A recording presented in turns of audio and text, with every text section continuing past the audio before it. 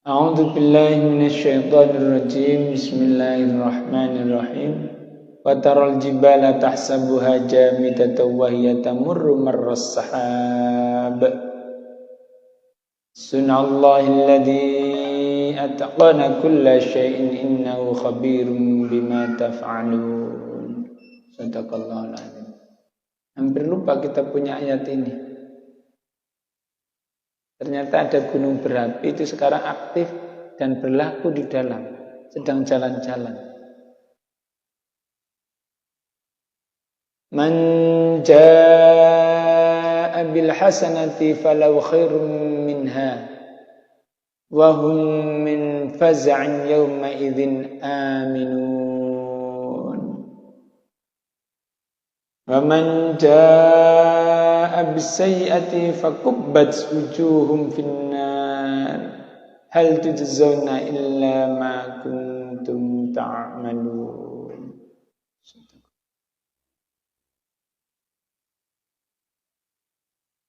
Innama umirtu an a'budu rabba hadhil baldatil ladzi harramaha wa lahu kullu syai' wa umirtu an akuna minal muslimin.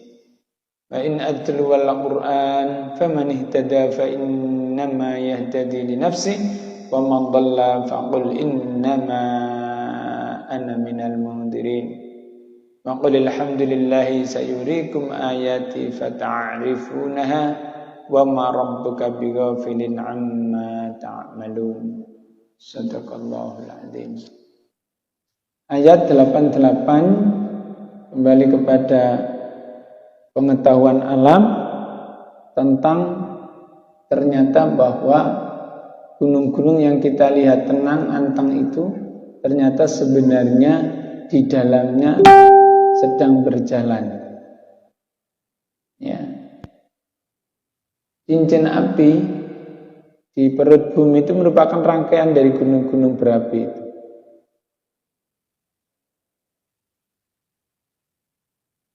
Ada beberapa teori satu dengan yang lain berbeda. Ada memang gunung-gunung berapi satu dengan yang lain itu sambung sinambung. Tapi ada yang ya beda. Tapi ada yang memang beberapa ada yang satu klaster, ada dengan klaster satu dengan klaster yang lain. Ketika nanti satu itu kemudian disambungkan antara klaster satu dengan yang lain ya menjadi satu. Nah, kalau dengan ayat ini marras sahab seperti berjalannya awan, maka walaupun beda klaster, walaupun beda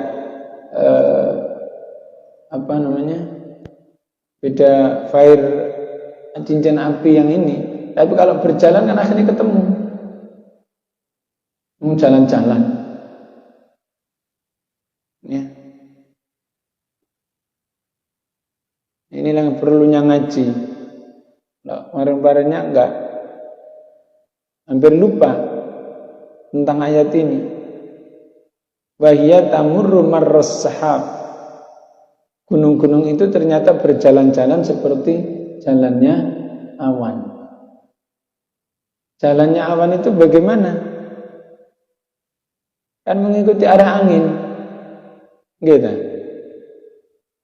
Nah, kalau anginnya itu merupakan sunnah Allah, alladzi atqana kulla syai'in, itu ketetapan Allah, ciptaan Allah, skenario Allah tepatnya itu. Sunnah Allah ini skenario yang sudah dibuat oleh Allah yang menciptakan segala sesuatu itu sempurna. Nah, kesempurnaan itu diciptakan oleh Allah sudah sesuai dengan perencanaan yang sudah dibuat. Jadi bumi dan seluruh alam ini, seluruh planet-planet yang ada yang masih di dunia ini sudah ada blueprintnya. Nah, Allah kemudian membuat manusia sebagai pelaku sejarah yang mestinya melakukan perencanaan tersebut. Skenario-skenario yang dibuatnya, manusia itu kan cerdas, mempunyai skenario sendiri. Takdir sudah ditetapkan, tapi Allah pun memberikan kesempatan manusia untuk menjalani takdir itu dan memilih. Karena Allah juga membuat pilihan-pilihan. Itu. Artinya apa? Kalimat innahu khabirum bima ta'malun, Allah Maha teliti mengetahui apa yang semua yang kita kerjakan itu. Apakah kita itu berfungsi, berlaku dan bermain secara sempurna sebagaimana yang dikehendaki Allah menuju kebaikan atau kemudian menuju kepada kerusakan. Bumi ini sudah ada usianya. Ya. Tetapi bagaimana kita macam kelola? Ya terserah kita kan. Sekarang panas bumi yang berjalan itu kemudian untuk apa? Untuk manfaat atau untuk laknat, untuk siksa? Kalau untuk manfaat berarti bisa kita kelola panas bumi itu. Kalau berjalan-jalan berarti kan bisa kita manage. Betul enggak? Nah, sekarang kita harusnya bisa membaca perjalanan panasnya bumi, panasnya gunung itu di mana dan dalam skala berapa, perjalanannya kemana, dari kemana, di mana, berapa kekuatannya. Nah itu kan kita bisa manfaatkan. Kalau sekarang kita membutuhkan energi bumi yang lengkap, yang sempurna, selama ini misalnya kita gunakan energi dari matahari, solar cell. Ya harusnya dari bumi juga bisa loh. Di bumi juga ada panas. Nah bagaimana kita bisa kelola itu? Artinya sekarang harusnya seluruh dunia ini bersatu untuk tidak lagi terpetakan oleh kepentingan negara. Bagaimana menjadi kepentingan manusia yang lebih besar, bangsa manusia, sehingga mampu membagi tanpa perebutan. Artinya kalau sedang berjalan, ini bumi, sekarang sedang di sini nih, ayo kita manfaatkan baru untuk seluruh penduduk bumi. Nanti di sini begitu juga sampai di setiap negara tanpa kita dipeta-petakan sehingga tidak ada peperangan. Kalau sekarang kan karena perebutan minyak di sana, perebutan minyak di sana punya sendiri. Dan itu karena ini sehingga saling mengklaim, saling menyerang untuk merebutkan itu. Tapi kalau semua untuk kepentingan bangsa manusia, ya nggak pakai berebut. Engko wae nggonku kon tak kei, engko wae nggonmu aku ke anu bareng. Gitu. Ngerti tak? Sehingga kita tidak perlu mendonkan, menyimpan ini untuk anakku 10 tahun yang akan datang, sekarang nyolong dulu. Negara-negara kuasa kan kekayaan alamnya disimpan dan dia untuk sementara mencaplok yang lain. Dibuatlah peperangan sehingga bisa dikuasai.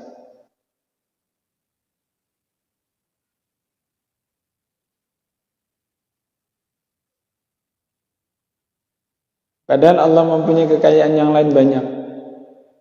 Kemarin kita bahas tentang rezeki Allah yang dari langit. Belum kita eksplorasi di bumi pun.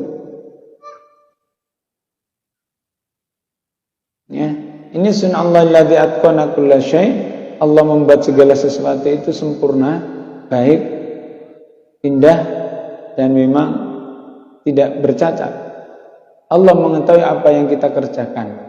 Peran apa kita di dalam penciptaan yang sempurna itu? Kita sebagai pelaku pemain yang baik atau justru sebagai perusaknya? Nah, itu tantangan bagi kita. Yaitu di ayat 89 dan 90, man ja'a bil hasanati falahu khairun minha, maka barang siapa yang datang dengan membawa kebaikan maka akan lebih baik. Nah, ada kalimat ja'a bil hasanati falahu khairun, lebih baik. Ada peristiwa yang bisa menjadikan kita bisa lebih baik. Wa hum min fazin yawma idzin aminun, dan itu merupakan kejutan-kejutan besar. Kejutan, jadi kita bisa membuat surprise bagi orang-orang, terutama untuk diri kita sendiri dan orang-orang yang ada di sekitar kita serta masyarakat penduduk bumi yang lain.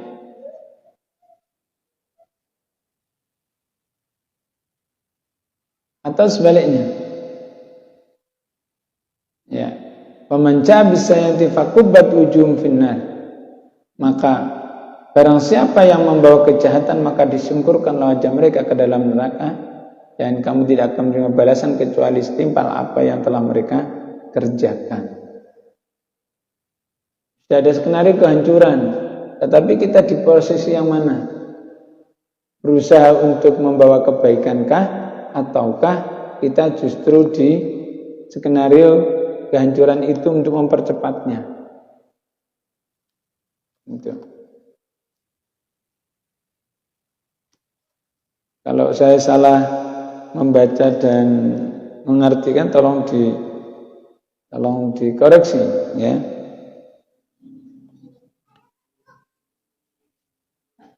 Kalau di tafsir ini hanya disebutkan bahwa sopo-sopo wong siapa orang yang membawa kebaikan, maka dia akan mendapatkan pahala yang lebih baik, sebab kebaikan itu yaitu surga. Dan di hari itu orang-orang yang akan mendapatkan, orang-orang yang mendapatkan keamanan daripada rasa ketakutan. Dan siapa-siapa orang yang di hari kiamat dengan membawa jelek, yaitu syirik, maka dilempar, dijungkelkan, disorongkan wajahnya ke dalam neraka, kemudian dikatakan kepada mereka, pembalasan ini hanya untuk mereka bagi yang beramal apa yang kalian lakukan di dalam dunia.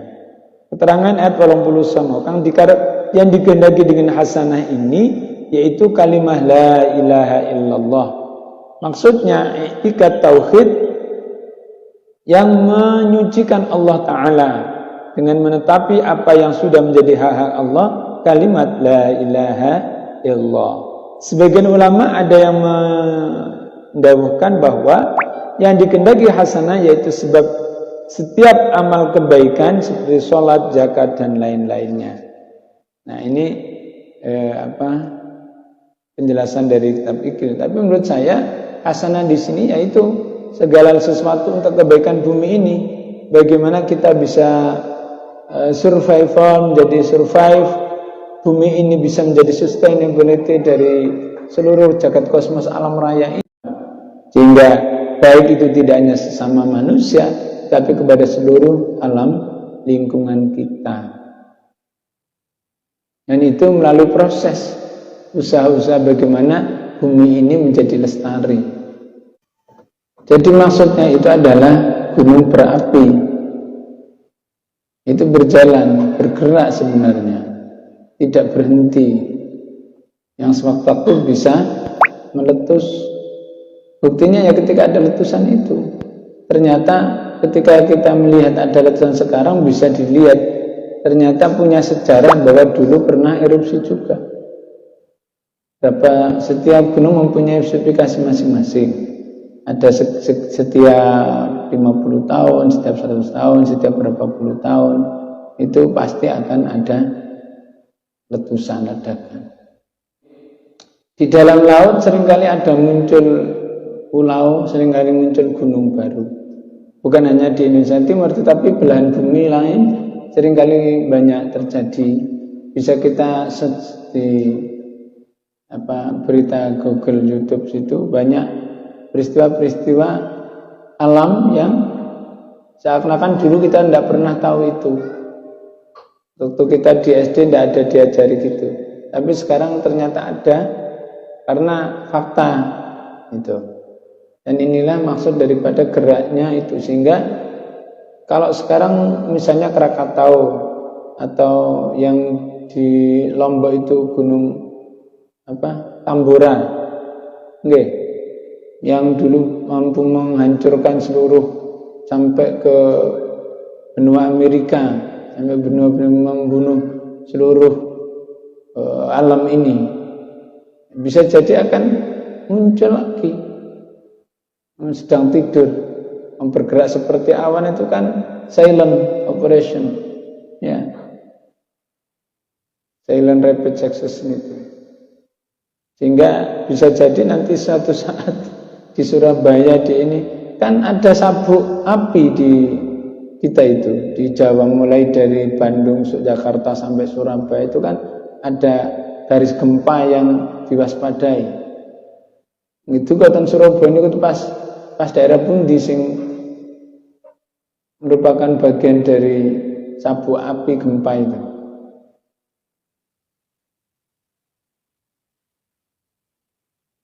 Beda sabuk api dan itu kan wonten garisnya. Dulu pernah dibuka ini, tapi sekarang disembunyikan karena dikhawatirkan membuat panik.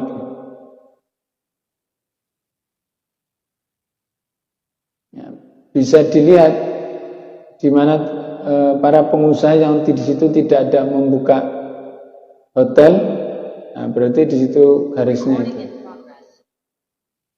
Kalau masih ada dibuka baru-baru hotel, berarti di situ agak aman. Karena mereka sudah melihat-lihat ini. Hotel. Nggih, ngaten, Bu. Terima kasih.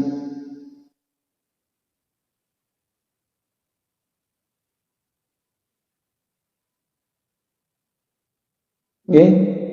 Yang lain?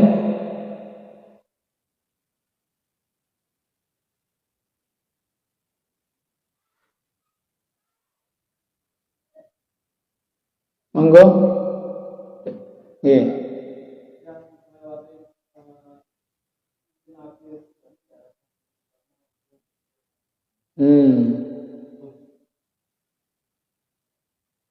Yang kelewatan cincin api ini biasanya daerah subur karena ada panas yang lewat, berembun, dan itu menjadi tanahnya lebih aktif gitu, lebih subur. Bisa jadi, nah, makanya itu tadi kalau tinggal kita itu membawa kebaikan atau membawa kejelekan, tanah itu untuk membawa kemaslahatan umat banyak atau seorang.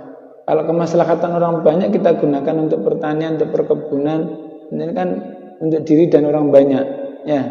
Tapi kalau kita dirikan beton di situ, hanya 1-2 orang saja yang menikmati, pemiliknya, ya enggak? Tergantung betonnya nanti untuk apa.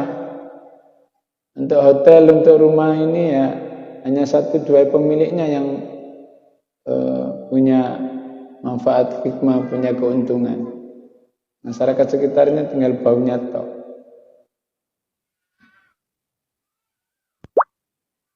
Oke. Kalau dibuat perkebunan pertanian kan multiple efeknya banyak.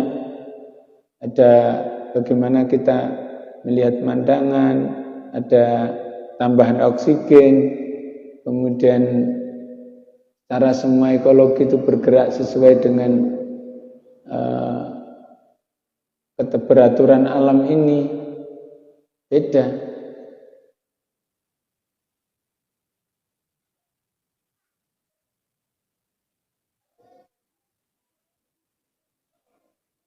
Nggih, monggo ada tambahan Bu Pak Taslim Trenggalek, Pak Sugeng Priyanto, Pak Solihah dari Pulau SPMA, Pak Mas Joko, Pak Mbak Insano, Mbak Insaro, monggo ada tambahan. Pak Eko, Mbak Dewi Ulumi Jambi. Ya, ini siapa ini? Mas Timbul Bluro. Ini Mbak Uswat. Nggih.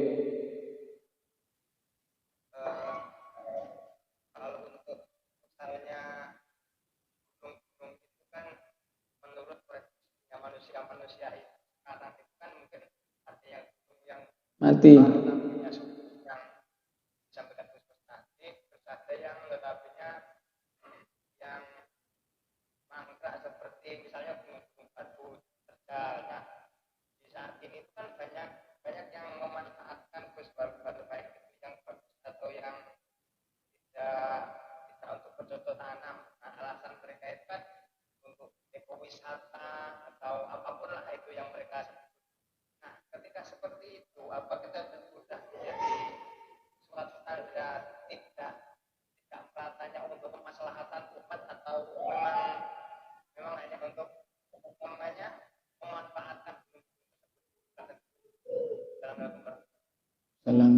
Harus ada penelitian mendalam, pembahasan yang lebih teliti dan lebih komprehensif, dan juga membuat analisa amdalnya, analisa dan dampak lingkungan. Bagaimana kita bisa membuat analisis yang sempurna, yang lebih komprehensif antara satu ilmu satu dengan yang lainnya. Artinya baik secara ekologi, secara ekonomi, secara kemanfaatannya itu untuk siapa, untuk berapa panjang durasinya, dan juga secara sosialnya bagaimana itu. Tidak sekedar serta-merta hanya karena alasan ekonomi saja atau ekologi saja. Ada komprehensif, sosialnya bagaimana, budaya bagaimana, semuanya itu menjadi bagian dari analisis mengenai dampak lingkungan. Ketika kita membuat keputusan-keputusan tentang suatu objek lingkungan itu, baik gunung maupun yang lainnya, karena gunung itu tentu tidak bisa bicara sendiri, karena gunung itu nanti ada daerah pegunungannya, ada masyarakatnya, ada nilai-nilainya, ada value-nya, ada budaya dan sebagainya yang mesti menjadi pertimbangan. Oke. Itulah sun'allah tadi. Ya. Ketetapan Allah itu banyak gitu. Tidak hanya satu arah pandang, tetapi dari berbagai macam sudut penelitian dan penilaian. Makaten.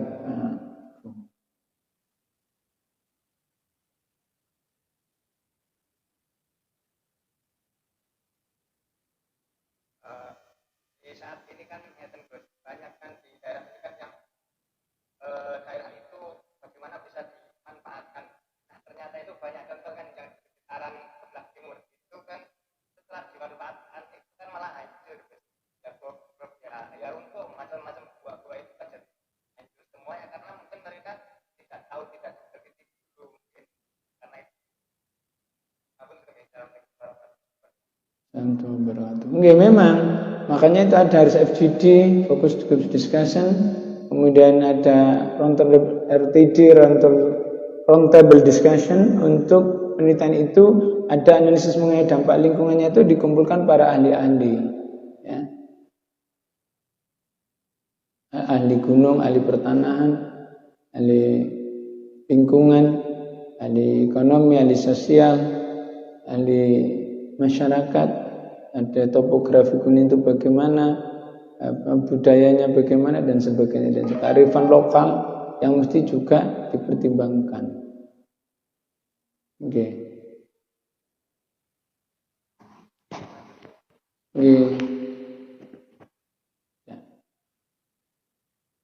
Terima kasih karena waktunya habis. Astaghfirullahaladzim alladzi la ilaha illa huwal hayyul qayyum wa atubu ilaik. Allahumma arhamna bil Qur'an waj'alhu lana imaman wa nuran wa hudan wa rahmah.